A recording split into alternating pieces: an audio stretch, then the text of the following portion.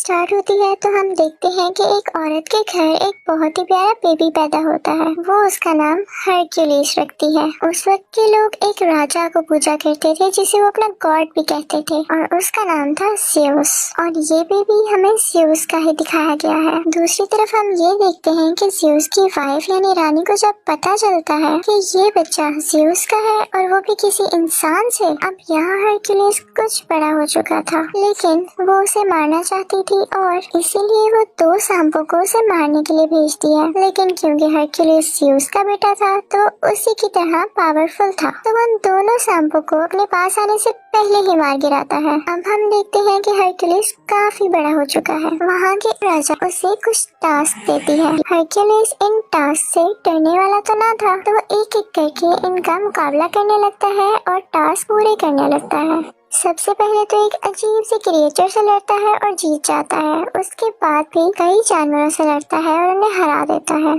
लेकिन एक दिन उसके सामने एक बहुत ही स्ट्रॉन्ग शेर आ जाता है। उस पर कोई तीर भी असर नहीं कर रहा था, लेकिन हरक्यूलिस ने अपनी ताकत से उसे भी मार डाला। फिर हमें एक जगह दिखाई जाती है जहाँ पर कुछ लोगों ने एक लड़की को बुरी तरह से बांधा हुआ था। वो इनफैक्ट हरक्यूलिस का भांजा था। कि तभी हरक्यूलिस वहाँ पर आ जाता है और उन सब लोगों को मारकर अपने भांजे को बचा लेता है। फिर हम देखते हैं कि हरक्यूलिस एक जगह पर बैठा होता है तो दूसरे मुल्क के राजा की बेटी आती है और कहती है कि हमें तुम्हारी जरूरत है। वो कहती है कि हमारे खास लोगों ने ही हमारे साथ चीट किया है और हर तरफ लड़ाइयाँ हो रही हैं जिसकी वजह से लोग मारे जा रहे हैं। वहाँ हरक्यूलिस के साथ एक आदमी बैठा होता है तो वो कहता है कि बेबी हमारे पास वक्त नहीं, हाँ अगर तुम ज्यादा पैसे ऑफर करो तो हम जरूर आ सकते हैं। तो वो शहजादी उनसे कहती है कि जंग में लड़ना तो फख्र की बात होती है। तो हरक्यूलिस उसे कहता है कि हमें हथियार बनाने के लिए पैसे भी तो चाहिए।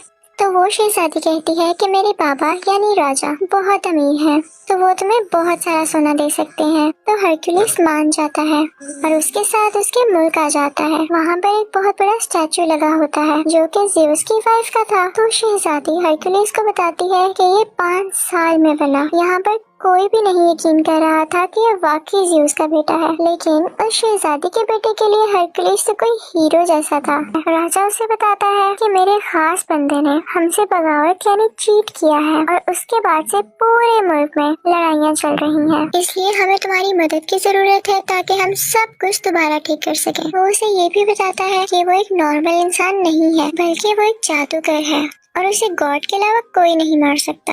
वो उसे ये भी बताता है कि उसकी सोल्जर की टीम में एक ऐसी क्रिएचर है जो आधा घोड़ा और आधा इंसान है। अब हरक्यूलिस की टीम में जो लड़की आई थी वो पूछती है कि ये क्रिएचर्स कहाँ पर होते हैं। तो राजा का एक आदमी बताता है कि हमने इन्हें ना तो देखा और ना तो ये जानते हैं कि ये कहाँ रहते हैं, हमने तो बस इनके बारे में सुना है। अब हम देखते हैं कि हरक्यूलिस और उसके कुछ साथी यहाँ के किसानों को फाइट सिखा रहे होते हैं क्योंकि इनके पास कोई भी आर्मी फोर्स नहीं थी। हरक्यूलिस उनसे कहता है कि तुम सब एक दीवार की शक्ल में खड़े हो जाओ और जैसे ही वो इस तरह खड़े होते हैं तो हरक्यूलिस का एक आदमी उनकी तरफ भागता हुआ जाता है और वो उनकी बनाई गई शील्ड यानी दीवार को तोड़ता हुआ अंदर भाग जाता है।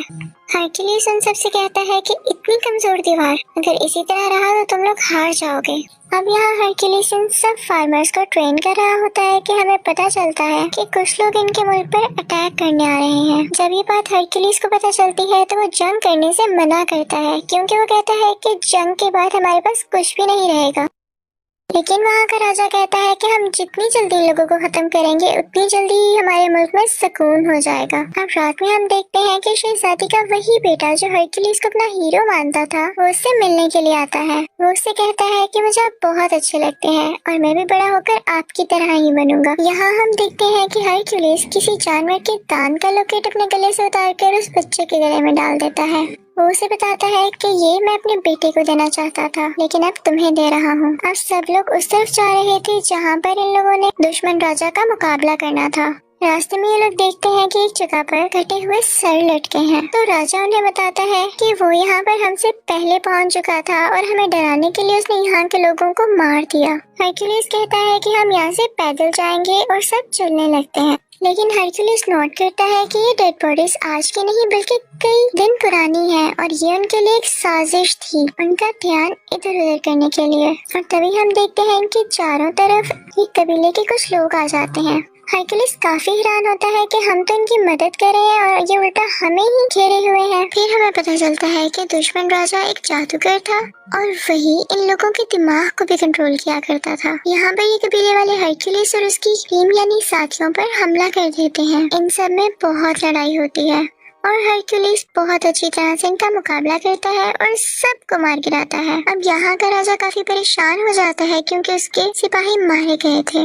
हरकुलिस उसे कहता है कि मैंने तो आपसे पहले ही कहा था कि अभी ये सब ठीक नहीं है, मुझे अभी भी उनको कुछ सिखाना था। तो राजा उसकी बात मान लेता है, लेकिन हम देखते हैं कि हरकुलिस अब बहुत परेशान रहने लगा था और रातों को भी जागता था। वो ख्वाब देखता है कि उसकी फैमिली मर चुकी है और उसे अपने ख्वाब में 3 मुंह वाला क्रिएचर भी दिखाया जाता है। हरकुलिस के आदमियों में से एक आदमी उससे कहता है कि यहाँ आने से पहले मैंने ऐसे क्रिएचर से बात की जो कि गोट की बात सुनकर इंसानों तक पहुँचाती हैं और फ्यूचर के बारे में भी बताती हैं, और उन्होंने तुम्हारे बारे में ये कहा कि तुम्हें अपना इनकम्प्लीट काम पूरा करना होगा। लेकिन हरकुलिस बहुत परेशान था तो इस बात पर इतना ध्यान नहीं देता। हरकुलिस की एक बीवी और 3 बच्चे थे और उसके बच्चों को मार दिया गया था, जिसका कसूरवार भी उसे ठहराया गया और इसी वजह से उसे अपने मुल्क से भी निकाल दिया गया था। खैर, ये सब लोग दुश्मन राजा की तरफ पहुंच जाते हैं। देखने से तो ये लग रहा था कि जिन फार्मर्स को हरकुलिस ने थोड़ी बहुत लड़ाई सिखाई थी वो ठीक से लड़ नहीं सकेंगे और हार जाएंगे,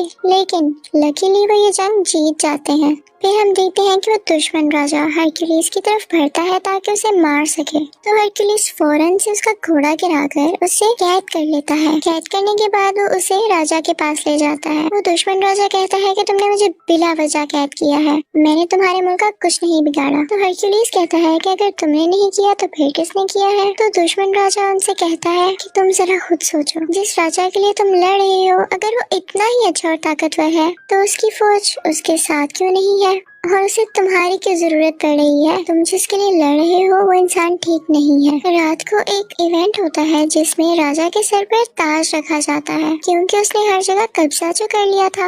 वहीं पर उसका दुश्मन राजा भी बंधा हुआ था। सब उस पर हंस रहे थे, लेकिन राजा की बेटी यानी शहजादी जब ये सब कुछ देखती है तो उसे बिल्कुल अच्छा नहीं लगता। उसे उस दुश्मन राजा पर बहुत तरस आता है। हरकुलिस ये सब कुछ देख रहा था तो शहजादी के पास जाकर पूछता है कि ऐसा क्यों है, तुम्हारी आंखों में उसके लिए रहम क्यों आया? जो सच है तो मुझे बता सकती हो। वो बताती है कि जिस मुल्क का ये राजा है वहाँ का राजा मेरा शौहर था, लेकिन मेरे बाप ने उसे जहर दे दिया और खुद राजा बन गए, और ये राजा जिसे तुम लोग कैद करके लाए हो ये मेरे शौहर का खास आदमी था और इसीलिए वो मेरे बाप के खिलाफ हुआ और जंग शुरू होने लगी। वो कहती है कि इस सब में उस दुश्मन राजा का कोई कसूर नहीं, बल्कि वो तो हमारा दुश्मन है भी नहीं। इस सब के पीछे मेरे बाप का हाथ है, लेकिन मैं अपने बाप के सामने इसलिए कुछ नहीं बोल सकी क्योंकि मेरा एक छोटा सा बेटा है जो कि अभी उनके कंट्रोल में है। और वो उससे कहती है कि मेरे बेटे को यहाँ से ले जाओ और उसे अपनी तरह की ट्रेनिंग दो। यहाँ राजा का खास आदमी आता है और हरकुलिस से कहता है कि आपको राजा ने याद किया है। अब हरकुलिस राजा के पास जाता है तो राजा उससे कहता है कि मैं बहुत खुश हूँ कि तुमने आम इंसानों और किसानों को अपनी जंग के तरीके सिखाकर उन्हें जितवा दिया, और देखो आज मैं राजा हूँ। अब आगे से वो लोग दूसरे लोगों को लड़ाई के तरीके सिखाएंगे और आहिस्ता आहिस्ता मैं पूरी दुनिया पर कब्जा कर लूंगा, और ये सब तुम्हारी वजह से हुआ है, तो क्या तुम मेरे खास आदमी बनोगे? हरकुलिस सुनकर मना कर देता है तो राजा कहता है कि ठीक है, जैसे तुम्हारी मर्जी। ठीक है, मैं तुम्हें सोना देता हूँ और उसके बाद तुम यहाँ से चले जाना, और मैं राजा बन चुका हूँ तो मुझे तुम जैसे लोगों की अब क्या जरूरत है। अब हरकुलिस और उसके साथी वहाँ से अपना सोना लेकर चल पड़ते हैं कि तभी वो देखता है कि उसके आसपास गांव के लोग खड़े हैं। वो लोग काफी उदास दिख रहे थे। दरअसल वो नहीं चाहते थे कि हरकुलिस जाए, क्योंकि हरकुलिस ने उन्हें रहने के तरीके जो सिखाए थे।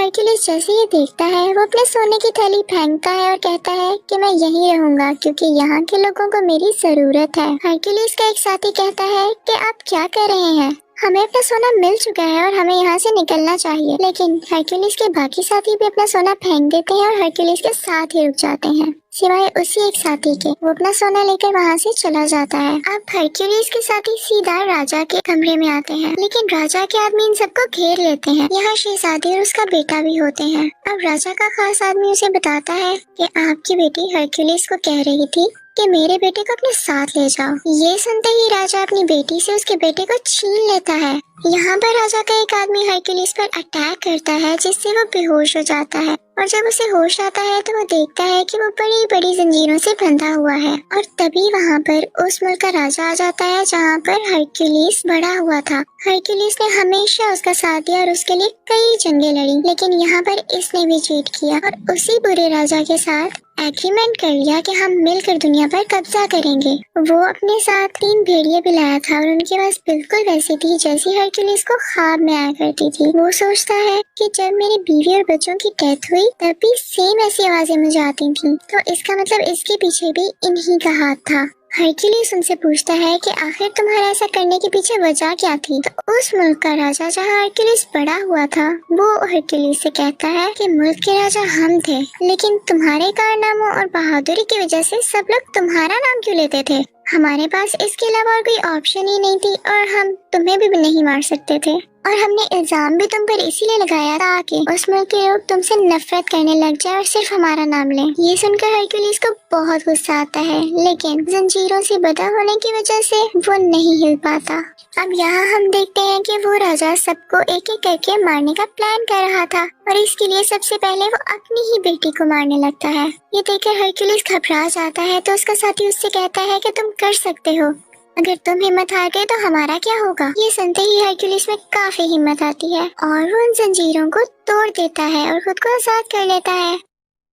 वो फौरन भागकर उस शहजादी के पास जाता है और उसे बचा लेता है। अब वो 3 भेड़िए हरक्यूलिस की तरफ आते हैं और उस पर अटैक कर देते हैं, लेकिन हैरानी की बात यह है कि वो उन तीनों को मार देता है। वो अपने साथियों को और उस बेचारे राजा को, जिसको ये लोग दुश्मन समझ रहे थे, आजाद कर देता है। अब वो दोनों बुरे राजा यहाँ से भाग गए थे, लेकिन हरक्यूलिस किसी तरह से उस राजा को पकड़ लेता है जिसके मुल्क में वो बड़ा हुआ। वो उसे उसी की खंजर से मार देता है, बिल्कुल उसी तरह जैसे उसने इसकी फैमिली को मारा था। इसके बाद वो अपने साथियों को लेकर महल चला जाता है। वो देखता है कि राजा बहुत ज्यादा फौज के साथ खड़ा है और एक आदमी ने शहजादी के बेटे के गले पर खंजर रखा हुआ है। राजा हुक्म देता है कि इस बच्चे को मार दिया जाए, लेकिन तभी वो आदमी वहाँ पर आता है जो हरक्यूलिस का साथी था और सोना लेकर वहाँ से चला गया था। वो फौरन से तीर से उस आदमी को मार देता है जो कि उस बच्चे को मारने वाला था। वो सब उस छोटे बच्चे को बचा लेते हैं, लेकिन अब उस दुश्मन राजा की पूरी फौज इन पर अटैक करने लगती है। हरक्यूलिस भी बराबर इनका मुकाबला करता है। इसी दौरान हरक्यूलिस के एक साथी की डेथ हो जाती है क्योंकि वो बहुत जख्मी हो चुका था।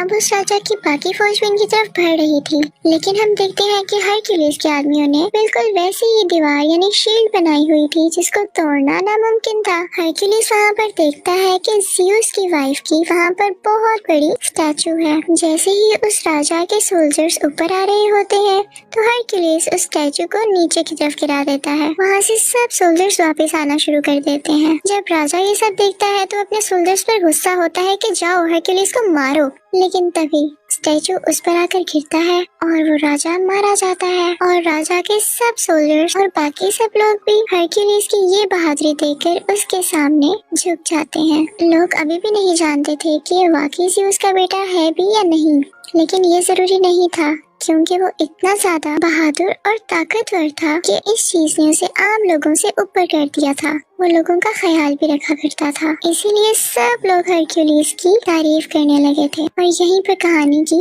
एंडिंग हो जाती है। Thank you for watching.